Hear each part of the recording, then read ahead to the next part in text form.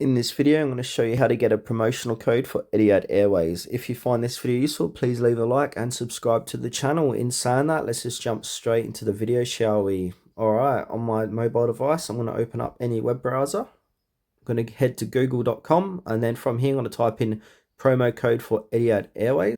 And now once you're inside here, you've got all these third-party websites like flighthacks.com, FlyNow, Worth a Penny, Coupon Follow, etc. So anyone, these will work. So I'm going to go to couponfollow.com, and now I can check out all the savings or promo codes inside here. So I'm going to click on the one that says save 25% off with promo code. So I'm going to click on see details.